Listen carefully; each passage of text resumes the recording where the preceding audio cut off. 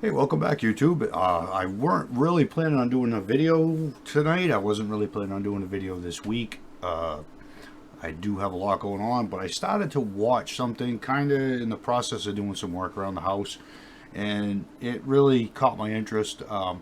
Both Heidi and I started watching Unexplained Mysteries, and we do it for local areas and whatnot. We started watching them yesterday, so obviously it came up in my feed in the other room. So as I was watching this, I'd never heard of this story before, and I was like, you know what? I think that this would be kind of a neat little, maybe a review or just kind of watch it together type of thing. And this is the story of night crawlers. It's a story in the Allagash of Maine. A couple of campers, and I got to a certain point and I was like, okay, I'm gonna stop this right here. I want to check this out. I want to do a reaction type of video, maybe a little discussion on it, and I'd love to hear your comments about any of it down in the bottom. And let's get going on this, because I think this is going to be a long one at 12 minutes and 15 seconds, but I think it's going to be a good one as well. It seems to be a pretty good storyteller on this.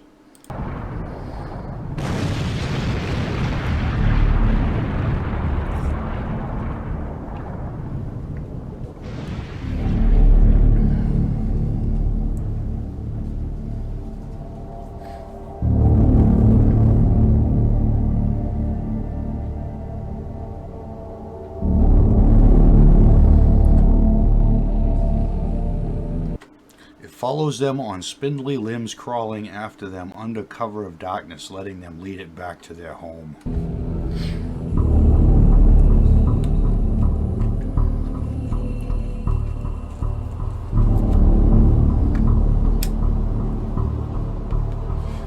I'm already shitting my pants because I'm home alone. It's freaking dark out there.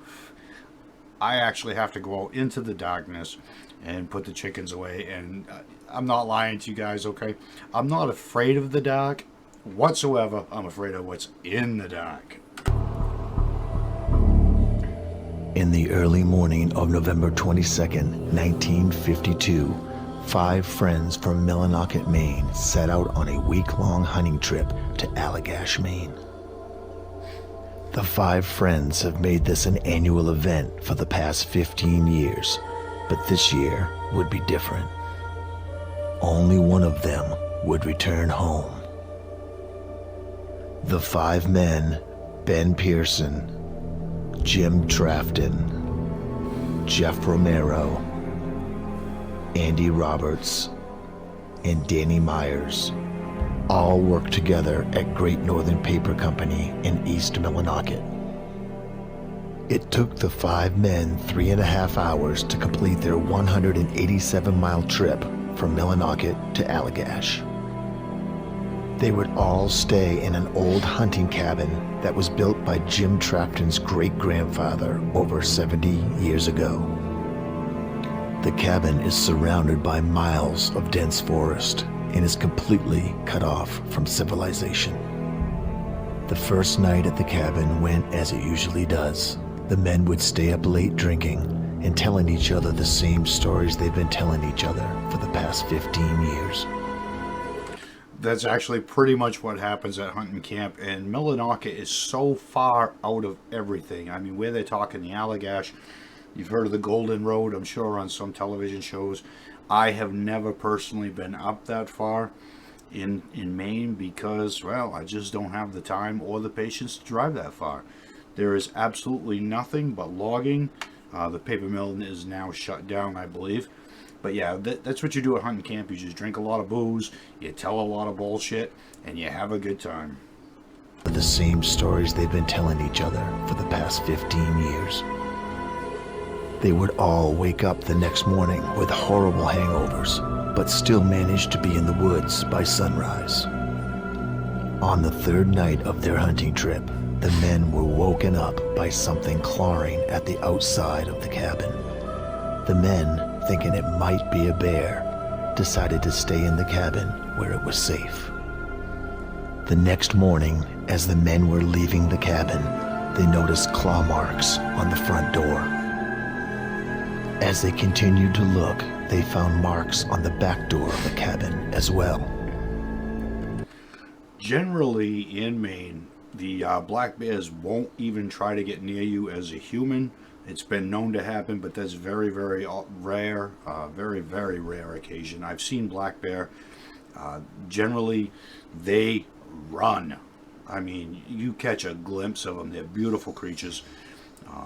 Normally, you'll see a mother with cub as you're out in the woods, and you will see them in blueberry patches along the power lines. There's usually blueberries or some type of fruit. We have seen them on the road, which was a very good thing. We had our dogs with us, which happened to be bear hunters by instinct. They went right through our gate that we have for them to keep them in the back seat. They went right through and tried to smash through the rear window as we went by. It was just insane. But what the five men saw next made them wonder if what made the claw marks was a bear at all. Both trucks that the men drove to the hunting camp also had claw marks on them. Throughout the day, the five men debated on what could have made the strange claw marks. They have all seen what claw marks from a bear look like, but these were different. Whatever it was still out there, waiting to come back. Honestly, my first impression of that was once they discovered that it weren't bear, I don't know if these are the actual pictures or not, was some type of hellhound. Those are an interesting story I've stumbled across on YouTube, and that's actually the Robert Johnson thing. Hellhounds on my ass. If you're a blues fan, maybe we ought to do a review on that. Anyway, let's continue on this. But it was hellhounds. They're the scariest friggin' looking creatures out there. It was still out there, waiting to come back.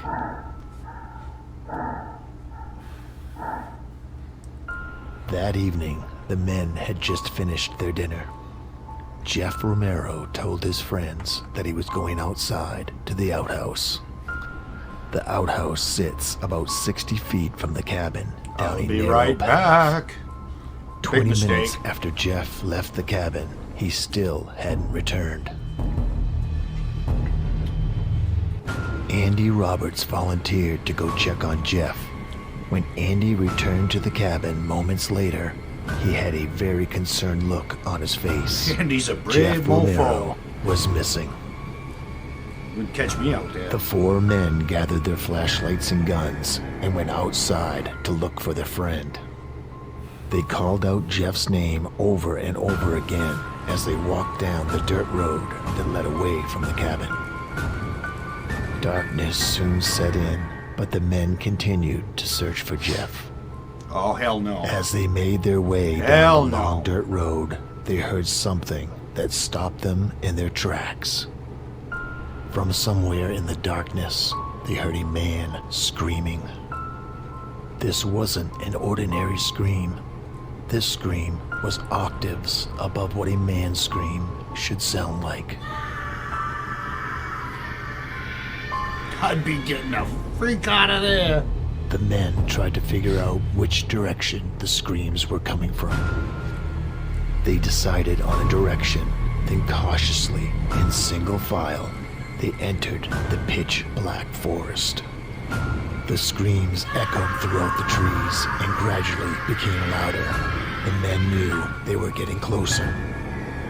Ben Pearson led the group deeper into the darkness, followed by Jim Traft. This video is gonna freak me out, man. I leave for work in the dark. I come home in the dark, and we're very rural. I'm telling you, I'm gonna be like the whole damn time. I shouldn't even be watching this shit, you know?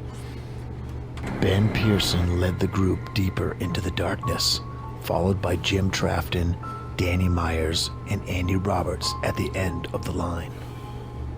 Danny heard a strange noise from behind him. Thinking it was Andy, he turned to make sure he was all right. In the glow of Danny's flashlight, he saw a horrifying image. What Danny saw was a hairless creature that stood 8 foot tall. It had glowing eyes and jagged teeth, and it was biting into the throat of Andy Roberts. Frozen in fear, Danny couldn't scream or run. Frozen in fear? Frozen, if I'll tell you right now, if I saw something like that, oh shit. Oh shit. Frozen in fear, Danny couldn't scream or run. He stared at the beast as it tore at Andy's flesh. Gunshots rang out through the forest as the other men shot at the creature. The beast dropped Andy's lifeless body to the ground and quickly disappeared into the darkness. The men rushed to Andy's side, but there was nothing they could do. Andy Roberts was dead. As fast as the creature disappeared, it was back again, and it wasn't alone. This time, there were more of them. The 3 men had no choice. Okay, this whole place started rocking. I'm looking around like, oh shit. Yeah, anyone that's seen my dog knows that he's a big boy. He will actually shake this place. I was like, oh, damn. They left Andy's body where it was and ran for their lives. The men ran until they physically couldn't run anymore. They tried to listen into the darkness over their heavy breathing. There was no sign of the creatures. The men knew they had to find their way back to the camp, but they had no idea where they were. The only thing they could do was backtrack out of the woods the same way they came in. The men checked their weapons, then as quietly as they could, they started walking. The men made their way back to where Andy's body was, but the body was gone. The only thing that was there was Andy's rifle. They took the rifle and continued walking, eventually making it back to the dirt road. They knew the camp wasn't far away. As they made their way towards the cabin, the men heard branches breaking from behind them. The men started to run, but it was too late. From out of nowhere, 2 of the creatures pounced on Ben Pearson. Ben screamed as the beast ripped into his body. Jim Trafton and Danny Myers fired their weapons into the air to try and scare the 2 beasts away, but the creatures continued to attack Ben. Jim and Danny knew there was nothing more they could do.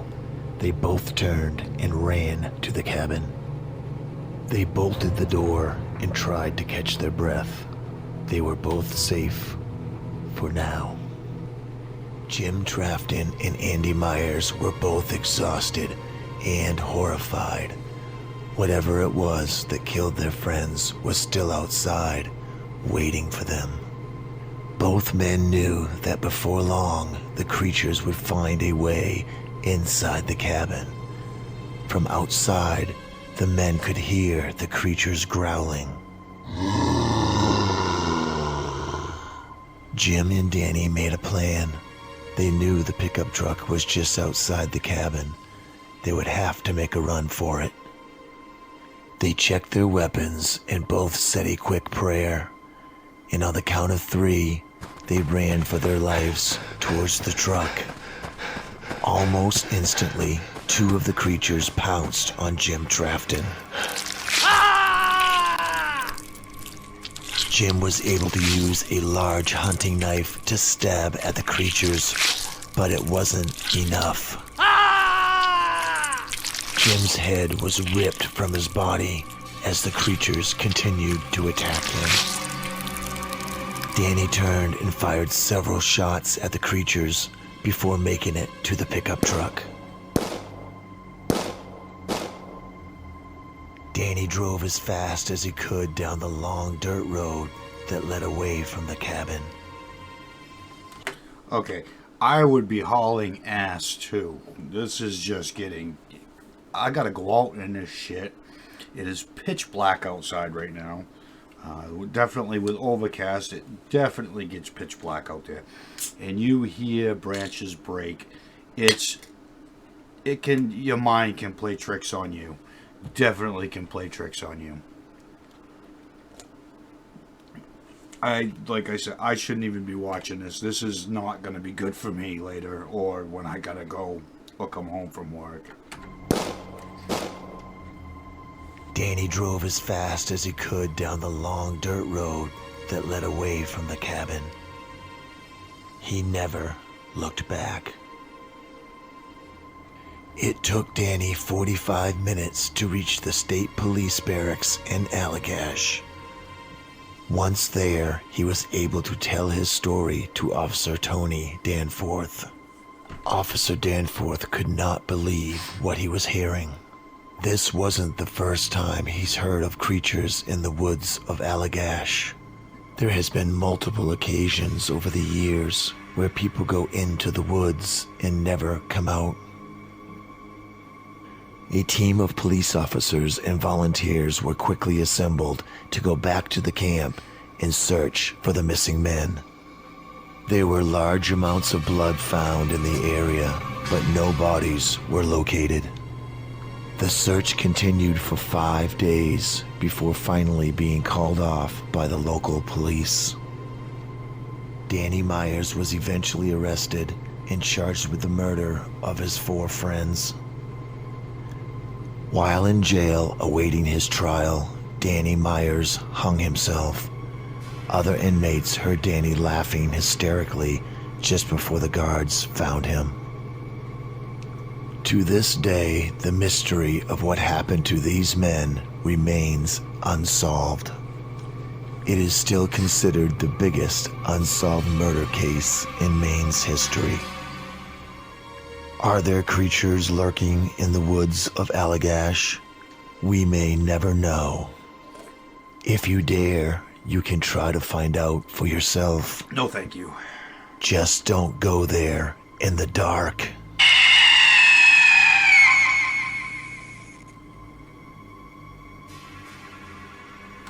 How did they arrest that guy with a lack of evidence? I mean, that was definitely...